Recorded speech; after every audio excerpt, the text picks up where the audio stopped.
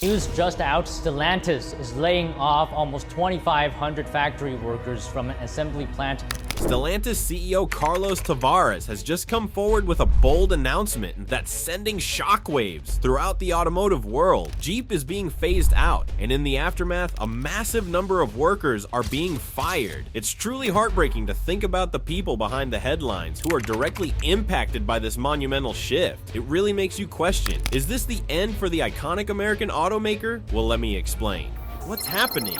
It's a heavy situation. Stellantis has just made a tough call to lay off up to 1,600 workers from its assembly plant in the United States. Can you believe that? It is crazy, especially considering that this follows a previous cut of 1,100 employees at the same plant just last year. This pattern is raising some serious red flags for the company as they scramble to adjust their workforce to meet the ever-changing production demands and market conditions. And here's the kicker. This situation could let Stellantis straight toward bankruptcy. The stakes are incredibly high as the authorities might step in, holding Stellantis accountable for the fallout of this massive decision. It's hard to ignore the chaotic scene unfolding, and I can't help but wonder how this will all play out. CEO Tavares has made it crystal clear that Stellantis is primed to part ways with thousands of workers, with projections indicating that the Warren truck assembly plant near Detroit could see up to 2,450 factory positions slashed. That's not just a statistic, it's a potential upheaval for many. Why is this happening, you ask? Let me tell you the reasons behind these workforce reductions. There are three major causes. Production delays. The truck in question, dubbed Project 3, has encountered setbacks that mean Jeep won't require the large-scale workforce expected at the Tennessee plant anytime soon. The company has pointed to a couple of key reasons for the slowdown. First off, they're pivoting to use lower-cost battery technology, which was likely not part of the original game plan. Secondly, they're scrambling to keep pace with rapidly changing market conditions, which can be a bit of a challenge in the fast-evolving electric vehicle sector. It's not just a simple tweak. They're having to rework their entire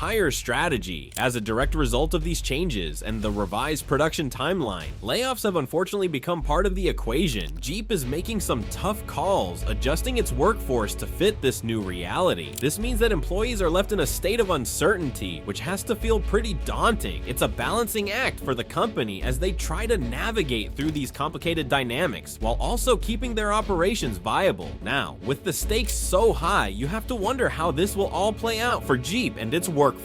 Will they manage to regain momentum and keep their employees intact, or is this just the beginning of more significant challenges ahead? The clock is ticking and everyone's eyes are glued to see how Jeep will respond to this setback. Jeep's decision to reduce its workforce isn't just about numbers, it's a reflection of their recalibration in response to delays and strategic shifts in the competitive landscape of the EV market. These changes are significant, with implications that stretch far beyond the headlines and into the fabric of the automotive industry itself. As Jeep navigates this challenging terrain, it remains to be seen how these adjustments will play out in the long run. Market dynamics. The electric vehicle market is on an intriguing trajectory, showing signs of growth that many automakers, including Jeep, had hoped for. But here's the catch. It's not happening nearly as fast as everyone initially predicted. This slower than expected expansion has led Jeep to take a long, hard look at its investments and production tactics, sparking some serious operational shifts, including tough decisions about workforce reductions.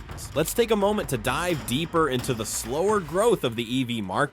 We've all heard about the electrification revolution in the automotive world. It seems like every manufacturer is jumping aboard the green train. However, when you peel back the layers, it's clear that the adoption of electric vehicles just isn't hitting the lofty targets set by the industry bigwigs. So what's holding things back? First up, we have consumer hesitance. Despite the buzz around electric vehicles, many potential buyers are still uncertain about making the leap. Questions swirl about charging infrastructure. Can I even find a charger when I need one? What about range anxiety? Will I make it from point A to point B without running out of juice?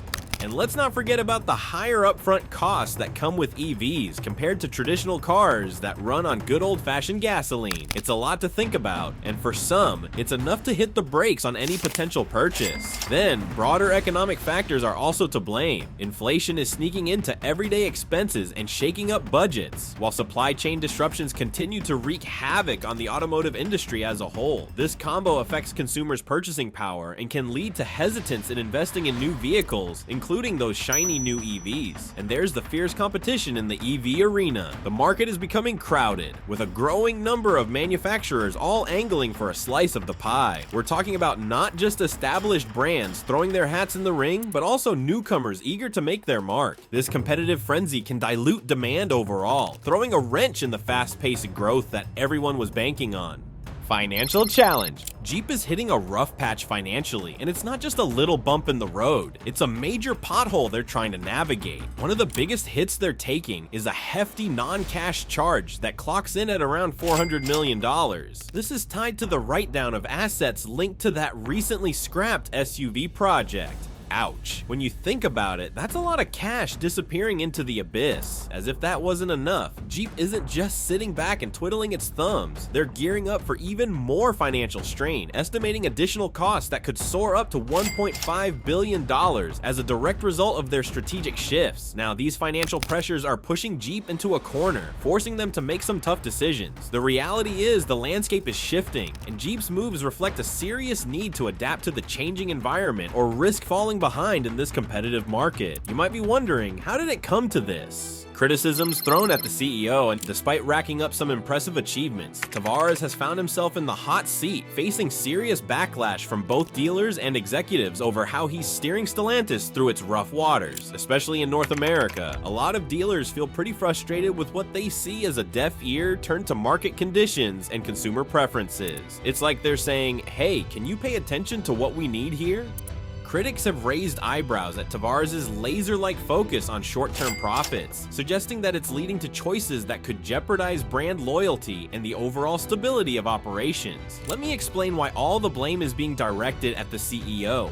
Short-term strategy. The impact of short-term decision-making on brand performance has been a hot topic lately, especially when we look at the latest financial results from Stellantis. These figures highlight just how significantly immediate choices can shape a brand's trajectory, sometimes in ways that aren't so flattering. Let's dive a little deeper into the ramifications of focusing too much on immediate gains. The drive for quick wins, fueled by aggressive incentives and a flurry of expedited product launches, tends to overshadow the critical need for long-term strategic planning. Stellantis' CEO, Tavares, has pointed out that while some corrective measures are being rolled out, there's still a mountain of work ahead to really boost performance, especially in the competitive North American market. It's a tricky balance between seizing the moment and keeping an eye on what's next. And speaking of balance, operational issues have emerged as another significant hurdle stemming from these snap decisions. The rush to respond to immediate market pressures has resulted in inefficiencies that prevent Stellantis from fully tapping into fresh opportunities as they arise. This is particularly concerning given their ambitious targets for launching 20 new vehicles this year. Just imagine the potential for success if everything is executed just right. But here's the catch. If they continue relying on quick fixes, they're likely to sabotage those very goals they're striving for.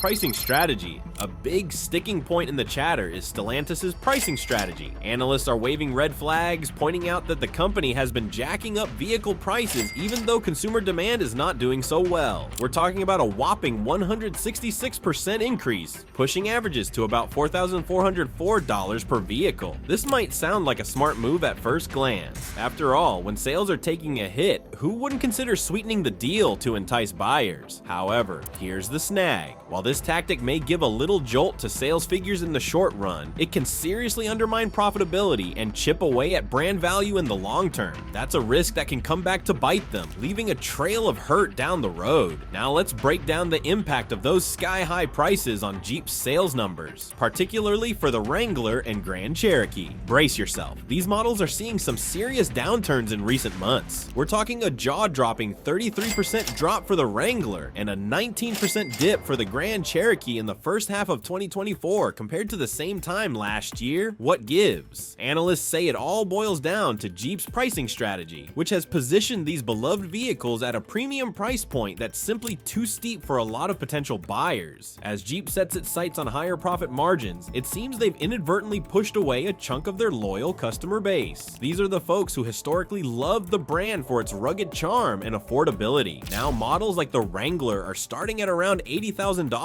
for the fully loaded limited versions. Yikes, that's a tough sell for middle-class buyers, who have long made up a substantial part of Jeep's market. This upscale shift hasn't hit the sweet spot with consumers, resulting in longer sales cycles and a backlog of inventory just collecting dust. On top of all this, dealers are feeling the pinch too. They've expressed serious frustration over Jeep's pricing strategy and a noticeable lack of promotional incentives compared to what competitors are offering. While other automakers have adapted their pricing models or rolled out aggressive promotions to boost sales, Jeep seems hesitant to shake things up. This has left many dealers grappling with unsold vehicles sitting idly on their lots, creating a disconnect between pricing and what consumers actually want. Tavares and his hefty compensation. Here's the deal. Tavares' reported compensation package soared to a staggering $40.6 million in 2023. That's a jaw-dropping 56% increase from the previous year. Many investors are raising eyebrows and questioning how such a high salary can be justified, especially considering the company's recent struggles with shrinking market share and plummeting profits. This huge gap between what executives are pocketing and the job security of everyday employees has sparked some serious ethical debates about accountability and leadership during tough times. It's tough to swallow when you see such disparity, right? Critics are quick to point out that while Tavares has certainly steered some successes, his leadership might not resonate with the realities that frontline workers and dealers experience day in and day out. These are the folks directly impacted by the operational choices being made up top.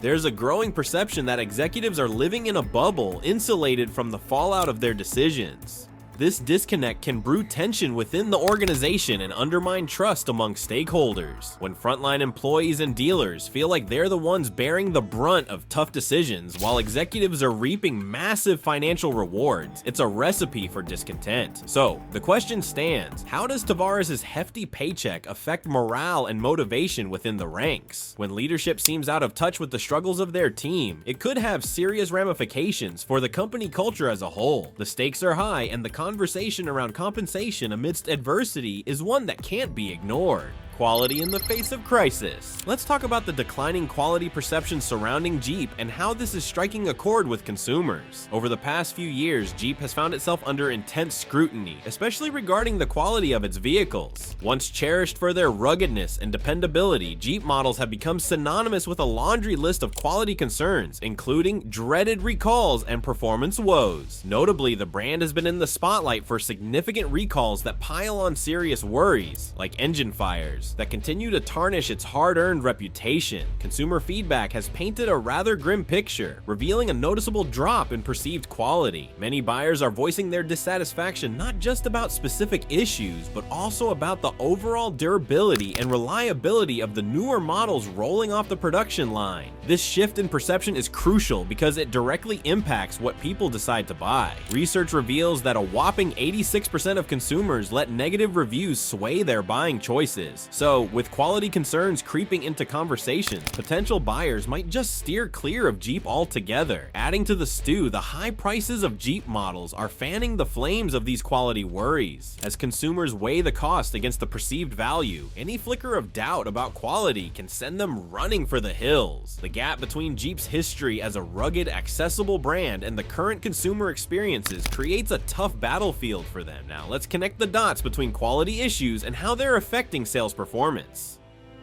Jeep's recent sales figures tell a tough story. It's a downward spiral that can be traced to several interconnected challenges. First up is consumer trust. As quality perceptions slide, confidence in the brand starts to vanish. Trust is everything when it comes to choosing a vehicle. If consumers feel uncertain about reliability or safety, they're unlikely to invest in a Jeep. This erosion of trust can result in fewer people walking into dealerships and a drop in conversion rates. Then we have the competitive landscape. The automotive market is buzzing with rival manufacturers who offer vehicles sporting similar features at more appealing prices, or with better reputations for quality. As shoppers explore their options, Jeep's failure to tackle these quality issues could push them toward competitors that they view as more reliable, and we can't ignore the inventory challenges at play. The ugly combo of high inventory levels coupled with sagging sales creates a nasty cycle for Jeep. Unsold vehicles pile up on dealership lots, leading to a phenomenon known as lot rot, where these vehicles lose their luster due to age or outdated features. This unfortunate situation is worsened by the perception that Jeep vehicles don't hold their value as well as those of competing brands. Shattered trust. Stellantis is dealing with more than just dealer dissatisfaction. Now their employees are facing layoffs, and it's not pretty. Buckle up, because these job cuts could kick off as soon as October 8, and the ripple effects are going to be felt far and wide in families and communities everywhere. Just imagine being a part of that workforce and suddenly hearing this gut-wrenching news. Talk about stressful. To soften the blow, Stellantis is stepping up for senior employees who are losing their jobs. They'll receive a helping hand in the form of 52 weeks of supplemental unemployment benefits, plus healthcare coverage for 2 years. While that's nice to have, it doesn't change the harsh reality. Thousands of livelihoods are hanging by a thread as this once bustling facility faces an uncertain future. If you think this is some sudden crisis, think again. The troubles at Stellantis didn't start here. Back in March 2024, the company made headlines when it confirmed the layoffs of around 400 non-union employees, which accounted for nearly 2% of their entire US workforce in the engineering and technology departments. But wait, there's more to the unfolding drama. Flash forward to July 2024, and it looks like Stellantis is in even deeper trouble. They've temporarily laid off a whopping 1,600 employees at the Warren plant. And why, you ask? This decision ties directly to a drop in vehicle output, revealing a troubling trend in the company's ongoing battle with market demand and inventory management. It's not just about the assembly line. The ripple effects touch entire communities, families grappling with financial uncertainty, and even the broader economy. Now, when we take a moment to consider this situation, the future of the Warren Truck Assembly Plant hangs by a thread. As Stellantis navigates through the stormy waters of economic uncertainty and ever-shifting demand, the fallout from these layoffs could echo for years to come. It prompts a haunting question. What's next for the dedicated workforce that has poured their heart and soul into crafting some of America's most beloved trucks? The road ahead looks rocky, and it's a story that many are going to keep a close eye on in the months ahead. Enter Fain, the current leader of the Auto Workers Union, who boldly declares, "What affects one of us affects all of us." He's not just voicing concerns about job security, he's warning that if significant changes don't happen soon, we're staring down the barrel of a potential national strike. Now that's some serious talk right there. Fain isn't holding back when he confronts Stellantis with a direct question. What's your plan? While they have announced commitments to developing electric versions of popular models like the Jeep Wagoneer and have plans for the much anticipated Ram 1500 RE at their Sterling Heights plant, it begs the question, how can they tout their commitment to innovation while slashing jobs left and right? This leads us to a very important inquiry. Are these investments genuinely going to protect existing jobs or even create new opportunities? As it stands, there's absolutely no clear indication of whether these strategic moves will result in job growth in Metro Detroit, or if we're merely witnessing a shuffling of roles with no new benefits on the horizon. Longtime employees are feeling the pressure as they observe their colleagues facing such uncertain futures. At a recent rally, one worker stepped up and voiced the shared anxiety, stating,